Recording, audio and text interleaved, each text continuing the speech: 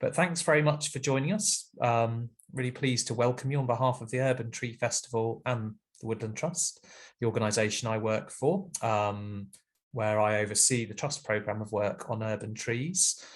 And I'm joined today by Chris David from American Forests, and Chris will introduce himself in a minute. And Chris is here to talk about a really exciting project that his organisation has been working on in the United States on tree equity. It's all about measuring the benefits of trees and targeting tree planting, and Chris will tell us a lot more about it. But this is the first chance we've had to sort of demonstrate this system to public audience in the UK, so I'm delighted that we could do this as part of this year's Urban Tree Festival.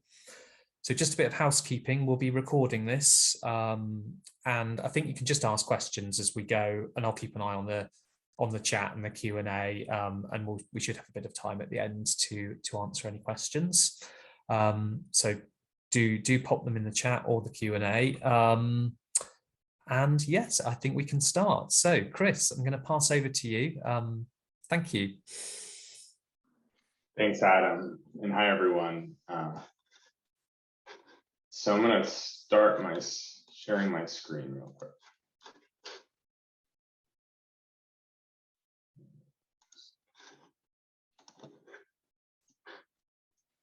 There we go. Okay, thanks again, Adam, and thanks everyone at the Woodland Trust for inviting me to be here today. My name is Chris David. I lead the GIS and data science team at American Forests. And I'm here to talk, as Adam mentioned, about our tree equity score platform.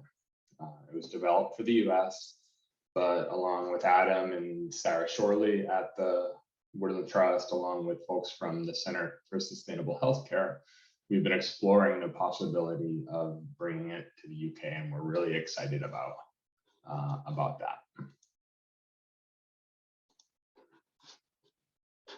So a little bit of run of show. I'm going to take just a couple minutes, or maybe even less, to talk about American Forests, who we are, in case you've never heard of us. I want to go through why tree equity, explore the tree equity score, a little bit about data, a little bit about methodology, and I'm going to dive into our tool, and then talk about what's next for tree equity score in the UK, and hopefully have some rich discussion at the end. So American Forest is the oldest national nonprofit conservation organization in the US. We've been around since 1875. We're coming up on our 150th year anniversary in just 3 years. And we've been working from cities to wilderness since our inception. So we have a lot of experience. We've had a lot of different iterations over that time, but our focus, it really is on climate, people, water, and wildlife, with a particular emphasis on climate and people. And we envision a world where everyone has the benefits and gets to experience the benefits of trees, regardless of race, age, income level, etc. So I want to start with 3 basic facts. Trees are nature. You all know that. And increasingly in cities, they're our first and most prevalent connection to nature, whether it's walking to the bus or to work, or hanging out in our backyards or in a beautiful city park. Number 2, trees are not equitably distributed in cities. I'll provide you some data on that in the US soon, and hopefully we'll be able to bring some of that structure for that data to the UK as well. And 3, that climate change is already here, and it's projected to continue to cause global havoc, in particular in temperature. Increased average temperatures of up to 4 degrees Celsius from current norms by 2100 are predicted in most places across the UK. And that's not even considering the urban heat island. And we're already seeing that this will have drastic effects, potentially a 9-fold increase in heat-related deaths from the present day. That 9-fold increase is based on a study from the US, but where we would expect similar results across the globe as well.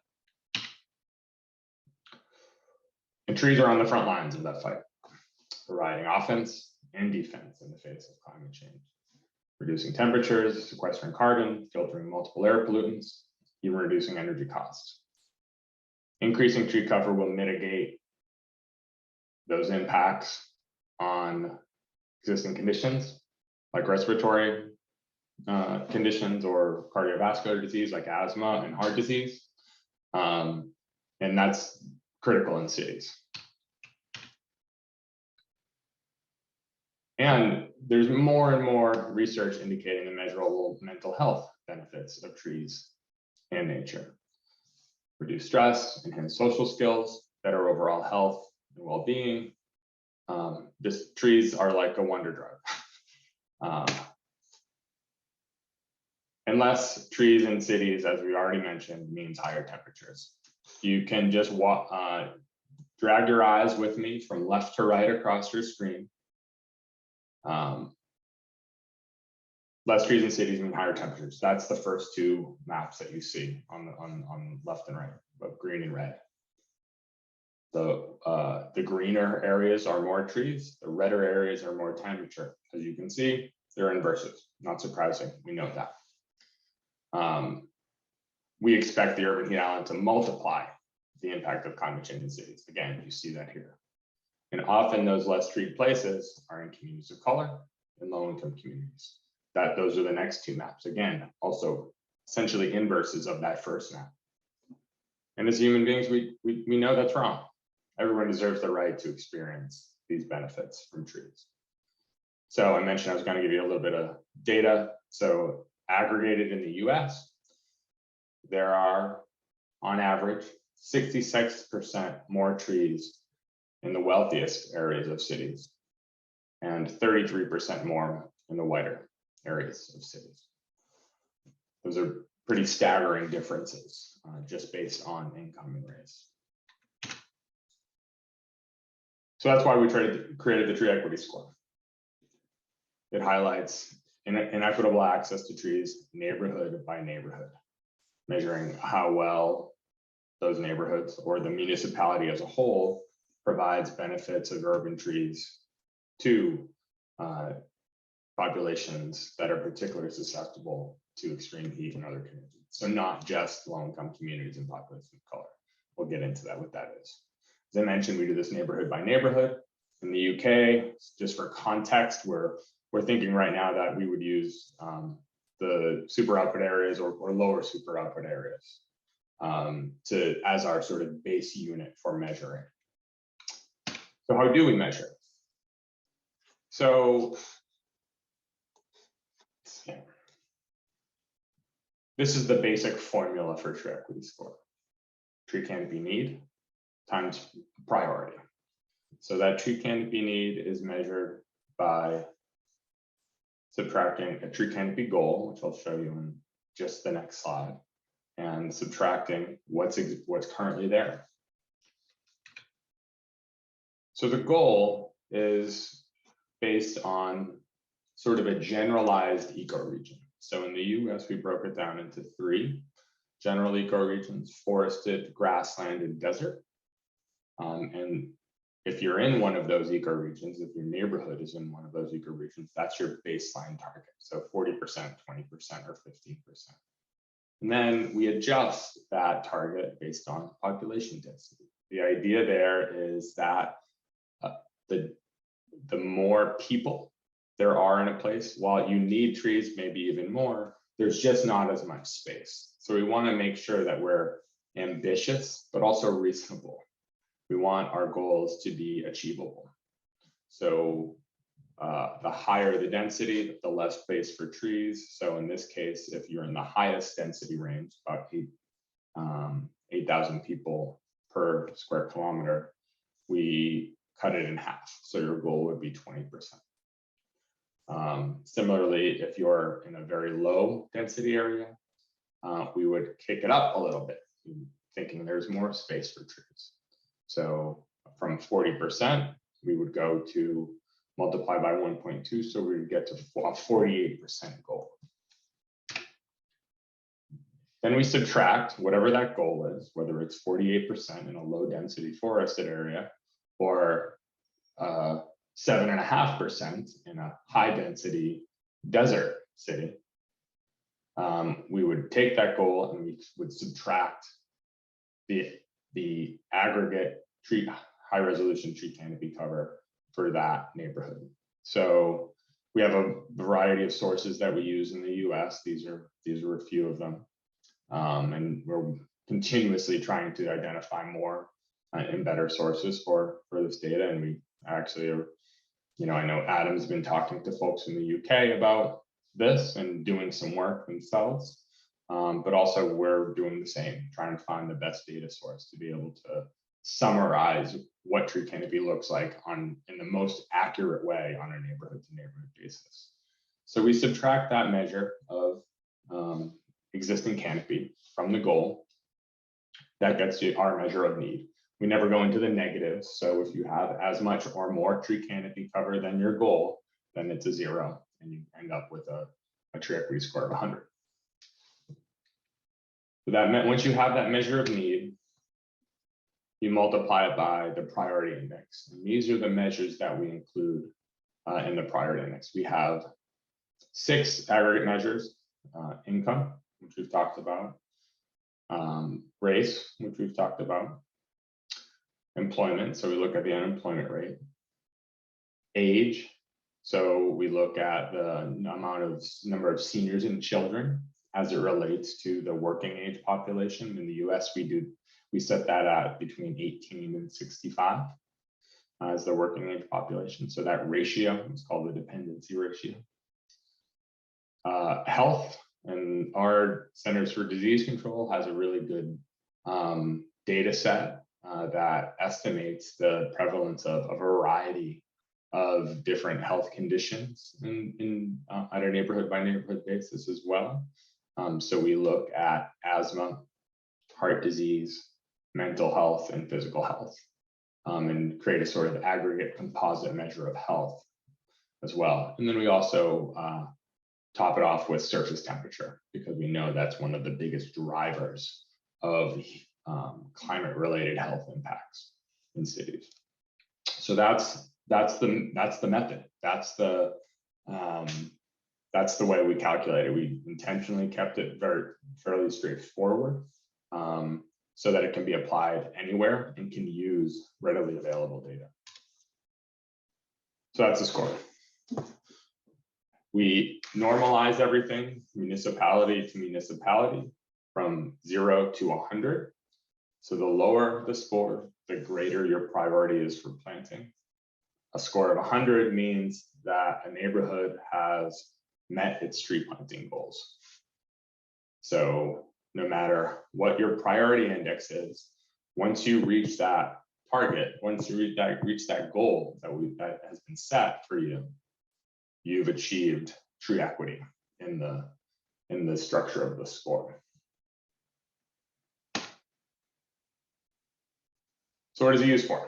I won't go through all of these, but these are just a couple of a few ways that people have been using the tool and that we think it can be used.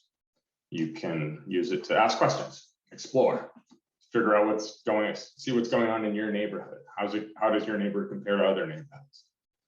To raise awareness, to testify at hearings or present to local community groups or city council.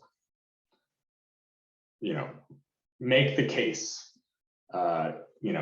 Gather the information that you need for a project to get more trees in the ground in your city. If you're working in the industry, it can sort of be a starting place for planning, creating a tree management strategy, identifying priority areas for planting, organizing volunteer activities, etc. So there's just a couple of things to get your mind thinking about it as I dive into the demo. So ignore that conus there, I'm supposed to remove that, but the general structure of the National Explorer is that it's free. It's nationwide. So in the UK, we cover all of the UK.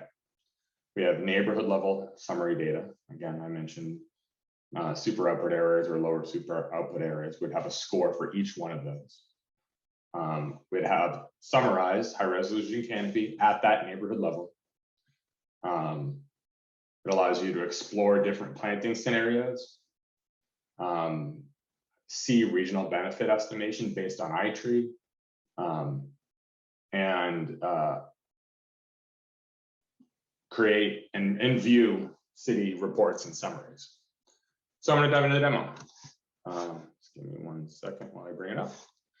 So this is the Tree Equity Score website. Anyone can access it right now. If you want to explore what it looks like in the US. And to make it very easy to get into the tool. We have lots of different information about what's going on here, but it's very easy to get in there. So if you know the city that you're interested in, I'm going to start in Philadelphia, Pennsylvania, the first capital of the US. So I just entered in Philadelphia, selected it, and it brought me right to Philadelphia in the application. If you've used map-based web applications before, it functions very similar to that. As you drag your mouse over the map, it shows you the score, or whatever measure you're looking at, the score for that neighborhood. So you can see we have a scale from orange to green. The more orange, the lower your score, the more green, the higher your score. That's the general structure. But you can dig in a lot deeper than that. So if you wanted to sort of see how that looks in your neighborhood and wanted to just dive into each of the individual measures on the bottom right, we have layers that you can look at thematically.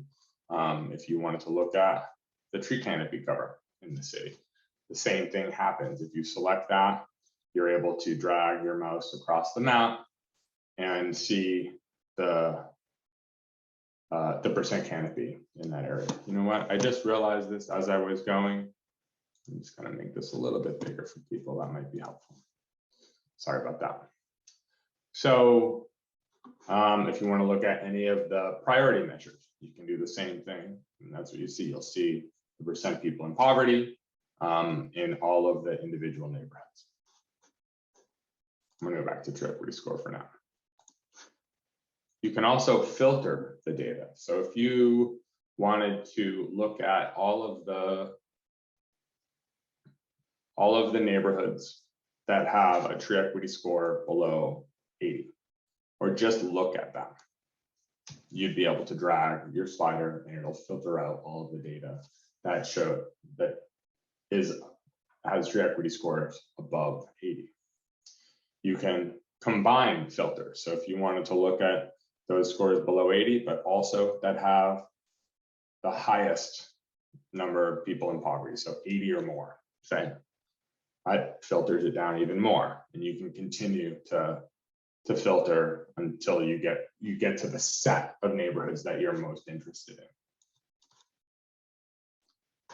You can do the same thing with any of the other measures as well. I'm just going to reset it for now. So the next phase, that's sort of just the general data exploration phase. And you could, as you can see, there's a lot of information. You could spend a lot of time exploring what's going on in your city or neighboring cities or any city that you're interested in. Next thing you can do is sort of dig into what's going on in a neighborhood. So all I did was my mouse was hovering over a neighborhood. I clicked on it and then it brought up this sort of mini report on the left-hand side. What you see is a general summary of the data for that individual neighborhood. Shows you the score, where it ranks within the city of Philadelphia. So it's of the 1,329 neighborhoods in Philadelphia. We use census block groups. That's why you see that there. That's the US measure for neighborhood. 13, it's ranked near the bottom. you can see the priority indicators. So in general, what you see here is one of my favorite parts of the tool is, we call it a radar chart. The idea is the more pink that you see filling out this chart, the higher the priority. So it's a fairly high priority as in terms of the priority index in this case. But you can also see the actual measure along the outside as well. So there's 96% people of color. The average temperature is 79% average surface temperature. And then you can see, using this sort of thermometer, the goal and where it sits. And this is where you see a massive gap, right? And there's 7% tree canopy cover and 40%, 40% goal. So let's say this is really interesting to you, but you really wanted to look at what's going on in your city. In the US, we have a couple of other different reports. We look at our congressional districts and state reports as well. But the one I want to go over today is the municipal report. I think it's probably the most valid to most folks. It certainly is in the US. So I just clicked on that report. And then it gives you sort of a summary, a sort of an interactive summary for the city. So there's a score of 84, an overall score of 84 for Philadelphia. Don't know, that's just sort of an aggregation of all of the scores in the city with a little bit of nuance to it, but that's the general idea. Gives you the overall urban ARS statistics. Shows you the distribution of tree equity scores in that city.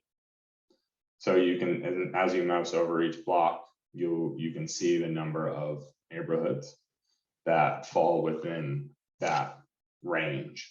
So there's 540 neighborhoods that are between 80 and 89 tree equity scores. And there are 57 neighborhoods that have achieved tree equity as we've defined it. And we have these really cool comparison charts. So it allows you to compare tree canopy percentage to some of our priority indicators. We haven't included all of them thus far, but where we will continue to add more. Right now we have 3. So we're looking at people of color right now. And what you see is the same trend we see nationally in the US, not everywhere. But Philadelphia in particular has a very strong correlation between, inverse correlation between tree canopy cover and people of color. So what you see here is as you get up to the neighborhoods with the most people of color, you have about 1.5%, 2% less tree canopy cover than average. As you get into the neighborhoods with the least amount of people of color, you have about 3%. People of color, 3% tree canopy more than average. So 4.5% to 5%, that's about 50% addition more tree canopy cover in the whiter areas than the more densely populated communities of color. Similar story for people in poverty as well. That trend, that downward trend, that inverse relationship between tree canopy cover and people in poverty is very strong. Then we get into the sort of planning, the high level planning phase of the city reports, the municipal reports. So what you see here is just another sort of slider bar that allows you to set your target tree target tree equity score. So let's say you wanted to be ambitious, but you didn't think you could get all the way to 100. That's a big job in a lot of cities. But you wanted to get every neighborhood up to a tree equity score of 80. So doing pretty good, at least pretty good, but not necessarily achieved tree equity. We want to start making progress. Let's say this is a 5-year goal or something like that. In Philadelphia, what that means is you need to plant in about a quarter of the block groups of the neighborhoods in the city. We need to plant about 160,000 trees, so a lot of trees to get there. And it shows you what the sort of overall benefit. So this isn't about just planting trees. This is about planting trees in the right places that are going to benefit the most people that are in need. It increases tree canopy cover by 3% in your city. So if you do that in 5 years, that's a pretty incredible thing to have done. This could be a 10-year goal as well. Estimates the ecosystem service benefits. So a lot of this data is coming from iTree landscape, which I know some of you are familiar with, and is available in the UK as well. And then we estimate the sort of overall, ecosystem service benefits individually. So carbon sequestration, a variety of air pollutants, runoff avoided, etc. We also estimate, this is another critical piece, that this is an economic driver. So, $3.1 million annually of ecosystem service benefits this would provide, but it also provides jobs. It's a job creator. This isn't 1,200. This isn't 1,200 full-time jobs in perpetuity. This is 1,200 jobs that could be seasonal, could be full-time, could be part-time. But the point is, it's creating good-paying jobs for people that need them. So that's the city report. That's our score. You can go explore that as much as you want now. We're continually adding new benefits and new functionality as it becomes available, as we're able to work it through. And as I mentioned, we're hoping to be able to bring this to the UK, to the entire UK. We do have a more deep dive tool. It's called the Tree Equity Score Analyzer, but we build that for cities individually, get down to the parcel level, dive deeper. It's more of like an in-depth, detailed city planning tool. But right now we're focusing in the UK on delivering this benefit to every city, any city in the UK, all cities in the UK. So I'm going to wrap up the presentation. Oh, sorry, I went out of turn there. So I want to talk just very briefly about next steps, and then I'll pause for Q&A. So as I mentioned, I'm working with Adam and Sarah at the Woodland Trust and the Center for Sustainable Healthcare to try to bring this to the UK. We're really excited about the potential. So we're going to continue to share the work with potential partners, stakeholders, and any interested parties, explore demographic data equivalents to what we're doing in the US, but also research the indicators of tree equity in the UK. So tree equity in the UK might look different than what we've done for the US based on the research that we've done. Identify sources for high resolution tree canopy. So really a data-focused exploration there, trying to make sure that we have the best data available. So that's going to be the most valuable to folks. Augment existing funding and hopefully build it. So that's where we are. Again, thank you so much for having me and opening it up to Q&A. Great, thank you so much, Chris. And I've seen this presentation a few times now, and I always find it really fascinating because I remember coming across your work a year or so ago and being immediately inspired by it, really. And we were talking earlier about the idea of tree equity as a very actionable concept. It's a way of, I think, the issue is known in the UK, and there's a number of people on this webinar who are working on the issue, and I'll perhaps come to a couple of people in a minute and ask them to share their experiences, because I think it'd be really interesting to hear those. But I think that the way you're approaching this in the US really allows us to sort of take it to the next level, or even several levels above that, really, in terms of being able to talk about fair distribution of trees in urban areas, and then the resources needed to achieve more tree equity, tree equality. So thank you for taking the time to talk to us about it. So we've had a few questions, so I'm going to just try and summarize those. And then Ian and maybe even Matthew, if you'd like. I thought I might just come to you and I can unmute you, and it'd be really interesting to hear about the work that you're doing, Birmingham and Cambridge. So if you don't want to, that's fine, but I'll come and ask you in due course. But I'll do a couple of questions first to give you the chance to get your thoughts straight. So right, so we had a question about the data and the sort of quantity and quality measurements for tree canopy. So I wonder, Chris, what you might say in terms of a question about ways to measure the quality of canopy as well as just the sort of extent. An example given was about height through, for example, data from LiDAR. Is that something that you've looked at in the development of this metric? Well, yeah, so we feel very good about the quality of the data, but the canopy health, I think maybe is sort of baked into that question a little bit. That's something that it's hard to get from satellite imagery or LiDAR or anything like that. But we feel very good about the quality of the data. It is from a patchwork of sources right now. So we use data from a company called Earth-Define. They base it on imagery coming from the US and a really sophisticated machine learning model that they built.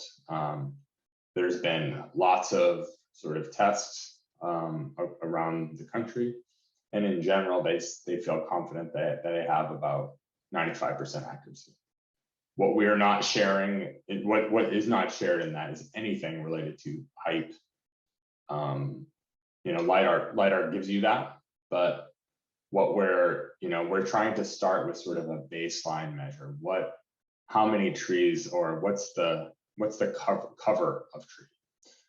So we're not looking at the number of trees. What we're trying to get at is how much coverage is there. And I think that, so on that regard, it does a really good job. The data that we have access to has a really good job. But that sort of measure of tree health, or tree type for that matter, because there's a lot going on related to tree type, especially as it relates to climate change as well. We don't have we don't have that information.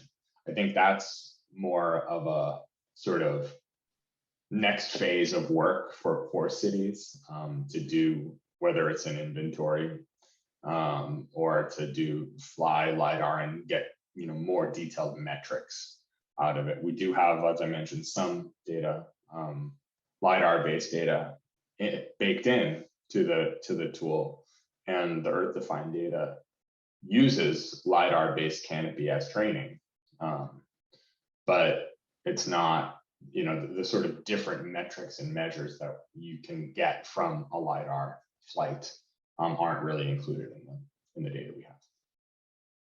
Thanks, Chris. And I think that probably answers your question, Gloria, about where the data comes from. But if there's anything else you want to ask on that, just pop it in the chat.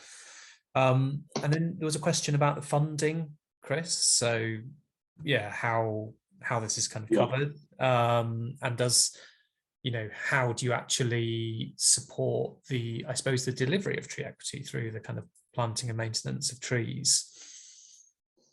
Yeah, so we have a fairly diverse funding sources, set of funding sources. So the original tree equity score work was funded through a foundation in the US, a fairly large foundation. Since then, we've gotten funding from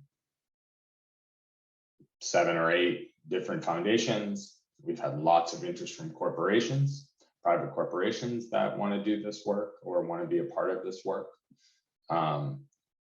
We have funding from a corporation to help to support bringing this to the UK. And Adam and I have been talking about different other potential sources and ways to make sure that we fully fund this.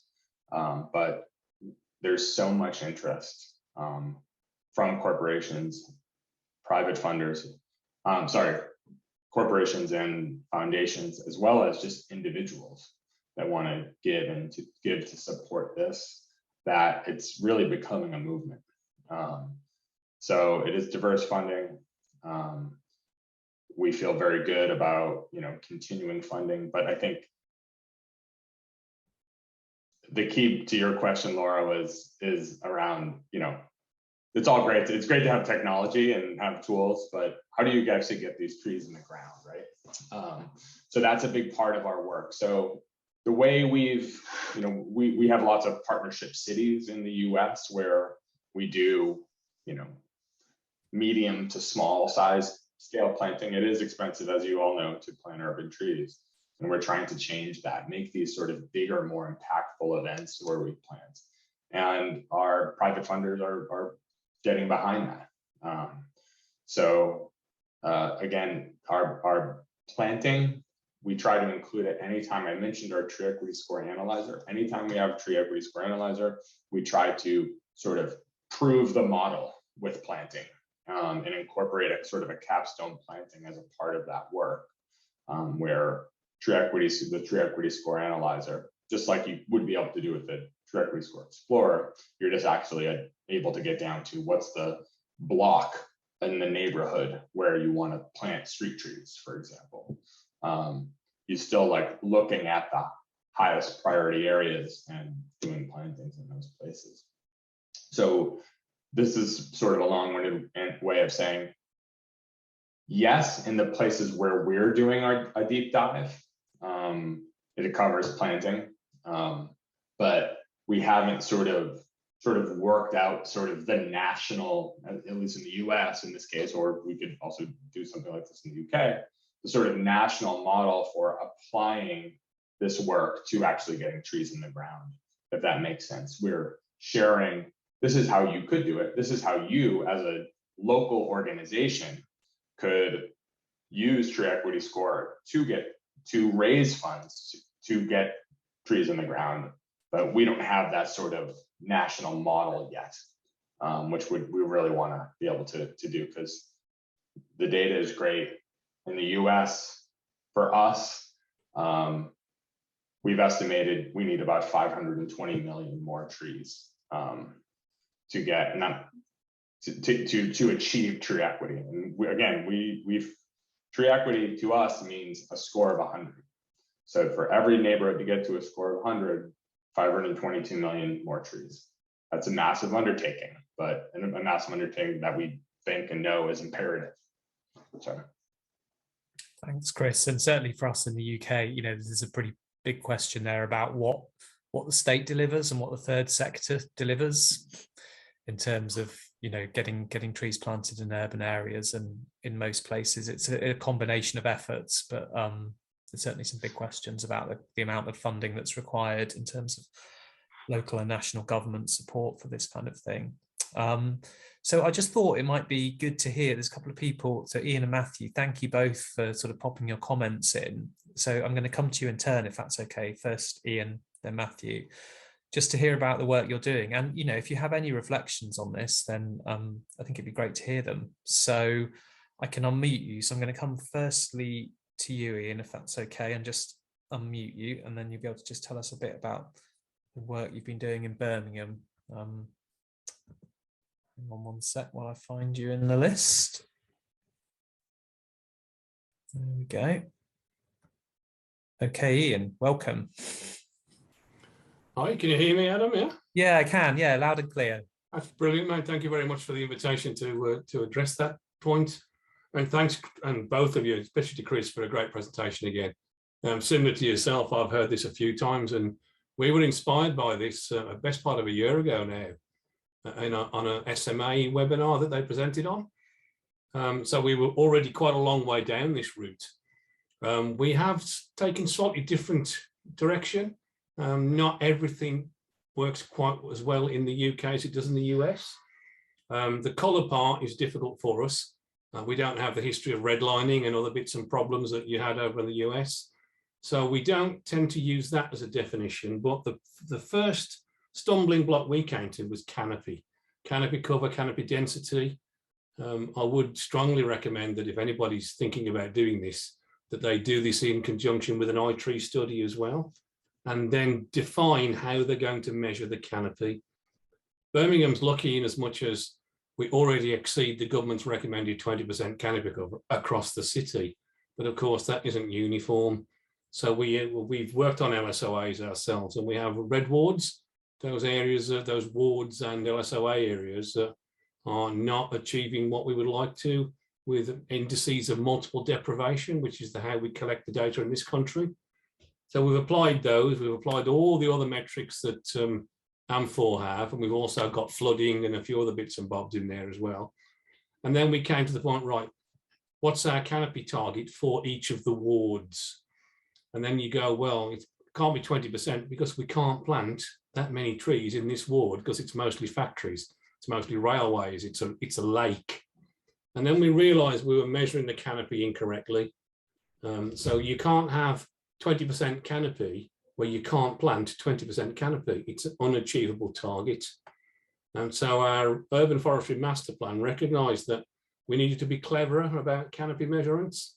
So what can we actually plant? And then that becomes really quite a huge reference and assessment project. You need to go out into the streets. How many trees can we get in the streets? How many can we get in the park? How many can we get in private gardens? How are we going to distribute those trees? I think Cambridge have got some work on that one. But we also, when we give our trees away, we map them. So you come along and take a free tree and you give us the address and we map the tree on our plotter. We use Tree Plotter, and I'm fairly sure that Chris will know that one. So we already have our sliders and our bars all set up in order to measure the areas and works out how many trees we need per ward in order to achieve our stated canopy goals. And that differs from ward to ward based on the number of trees we think we can actually plant. Long way to go yet, but that's a very, very quick rush through of where we are currently, if that helps. Yeah. Yeah, thank you, Ian. It's fascinating to hear. And I'm aware of some of that work, and I've seen some presentations on the work in Birmingham. And just for everyone else, it's Birmingham. It's the city that you're talking about, Ian. Not Alabama. No, not Birmingham, Alabama. In West Midlands, yeah. Yeah. Ian. Yeah, go, Chris. I'll let you reflect, Chris, and then we'll hear from Matthew. Yeah, thank you so much, Ian, for your comments. I have looked a little bit at the work, as Ian and I have talked, Adam and I have talked about it a little bit. You know, one of the really, I think, important things that you mentioned that we try to get to is what, you know, you can't, sometimes you just can't get to the target. And that's why we tried to, if you recall in the presentation, we use sort of a proxy. It's definitely not perfect, but given the scale that we're trying to work at, we use population density. We've also explored using building density as a measure as well, to get a better sense of if it's even possible to achieve the targets what we're trying to set. That's why we use that measure to adjust, because it's of no use to people if they can't to set a target if you can't achieve that target, right? If there's nothing you can do to get there. So that was a really important part. I mean, and our measure is not perfect, but in order to be able to do this on a countrywide scale, you have to, we don't have that sort of really detailed land cover information to be able to get to that point. Never mind the any sort of municipal or city ordinances or requirements that might not allow you to plant in a place or not. So I think our measure does a pretty good job of getting there. And I don't think there are many, if any, places where you couldn't achieve that goal. Maybe sometimes you might be a little bit more creative, but it at least does a good job of sort of starting that conversation. And I think, you know, keeping our targets and goals reasonable and achievable. Thanks, Chris. Thanks. So Ian, I'm just going to pop you on mute, and then I'm going to come to Matthew in a sec. And just to add, you know, we have started looking at this in the UK in terms of how a tree equity score could work, and the first step is to look at the data in terms of what data is available. So we're just in the middle of doing some research work on that with the potential help of some other organisations in terms of assessing the data that is used in the US for tree equity scoring, and the sort of equivalent data in the UK, where the gaps are. Importantly, what canopy cover data set do you use, all that sort of thing. So I would just say, if anyone sort of listening would like to talk more about that sort of directly, then do contact us afterwards. So my email address, I'll pop it in the chat in a minute. You can get hold of me, and through me, Chris and others, we've also been talking to the Centre for Sustainable Healthcare, certainly in terms of looking at the sort of the people and the social and socioeconomic sort of side of the data, which is sort of equally as important as the trees, really, for tree equity. So I'm just going to come to you, Matthew, and just do the same. I'll just unmute you, and you've got a chance to just tell us a bit about what you're doing in Cambridge, because it sounds like you've been grappling with similar sort of issues. Hello, yes. Can you hear me okay? Yeah. Brilliant. Thank you very much for inviting me to share some of our experiences. And again, likewise, thank you, Chris, for the presentation. The tool looks really great, and I can't wait to explore it a bit more and indeed share it with my colleagues as well.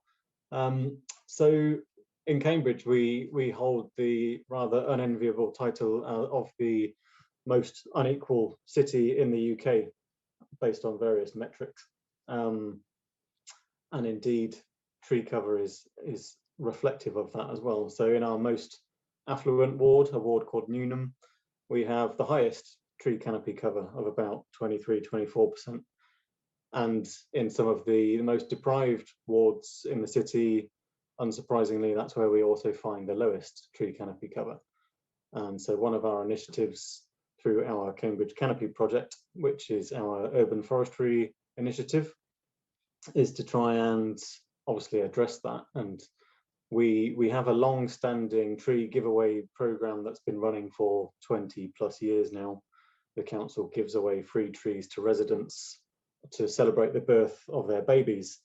So that ties in an emotional connection to the tree, and they plant it and look after it. And we've added nearly 4,000 trees to the city's population through that means. So we developed a new tree giveaway scheme, and we've called it the Neighbourhood Canopy Campaign. So it's very much targeting areas of high need. So that's those low canopy cover areas in the city that are also classed as being deprived by the index of multiple deprivation.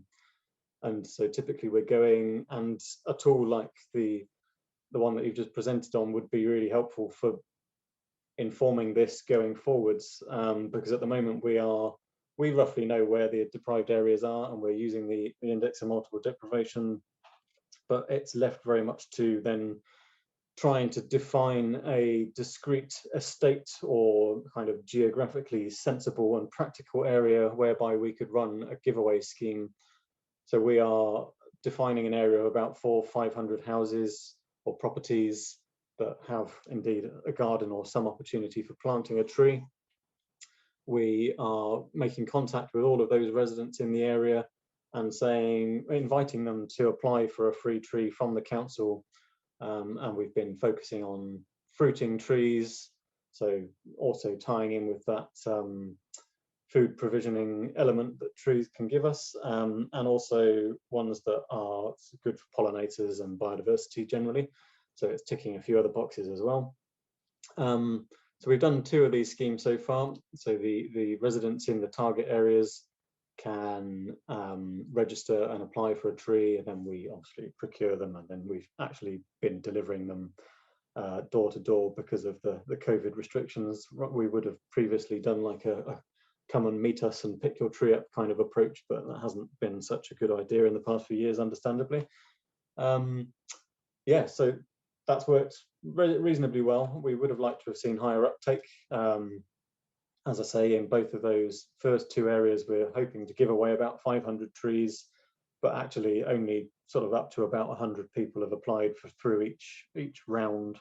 And we're going to launch a 3rd round in a few weeks' time, actually. So it'll be interesting to see if another different part of the city has any greater uptake. But yeah, that's our experience. Thanks, Matthew. That's fascinating. And yeah, I've come across the Cambridge Canopy project, and yeah, I would urge anyone listening to go and Google it and have a look at the work you're doing there, because it's fantastic. So I've just had there's an interesting question in the chat from Nora that I'm going to come to. And I think if anybody would like, we're scheduled to finish at 2, but if anyone would like the chance to sort of ask their question, then just say in the chat and I can unmute you and you'll get a chance to say it verbally, but I'll try and summarize, Nora. And Chris, it's really about this, I suppose it's about patterns and how people move around cities and urban areas, and to what extent you can take into account walking routes to schools and things like that. And I know there are a few projects in the UK that have looked at urban tree planting in relation to trying to use trees to reduce air pollution on school routes and things like that. So there are people looking at that idea of how you can fit trees around the movements of people. Is that something that you've looked at all in the US, or that's come up in any of your work?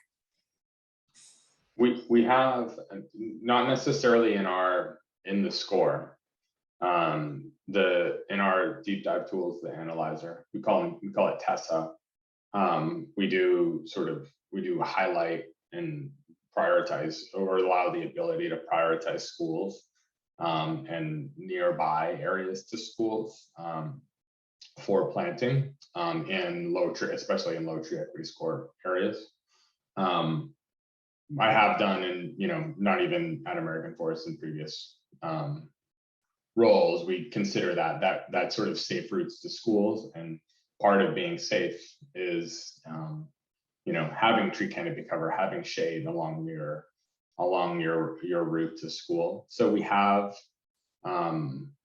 explored the route, but I think we spent a little bit more time on the while at school place. So sort of reforesting schools to some extent, providing more trees around schools. That's the sort of the details that are really important to sort of, great, we have this sort of neighborhood rated score.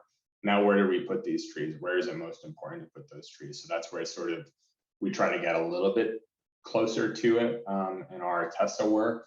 But the people sort of doing the work on the ground that know their communities best are going to be able to sort of help, do that detailed planning to be able to get the trees in the right places. Thank you very much, Chris. That was really useful. I'm just popping my email address in the chat quickly. I can't multitask enough to do that and ask questions. So I've put my email in there. That's for anyone watching who'd like to make contact afterwards to talk about it in more detail. So I think that we've answered all the questions, unless anything else has come in. Okay, so I think unless anyone has anything else they would like to ask, I'm going to say thank you, Chris, and thanks to everybody for contributing, and those of you sort of out there working on this, who's sharing your experiences. It's an issue that we recognise here in the UK, and we are talking to American Forests in terms of how we could use the tree equity idea and the score analyzer as a way to, I suppose, take a systematic approach to trying to solve a problem that we know about, which is tree inequity. I think we'll have a couple more questions. Let's have a look. Yeah, so thank you, Chris, for joining us. And for anyone else watching, do keep an eye on the Urban Tree Festival website. There's events through the rest of this week and over the weekend too. Particularly in London, there are some walks and outdoor events, but plenty more webinars as well. Some really interesting things coming up. So thanks for joining us today, and we hope you enjoyed it and found it interesting. And yeah, do get in touch afterwards if you'd like more information. And yes, there's the link to the Urban Tree Festival website. Okay, thanks, Chris. Thanks, everybody. Really appreciate it.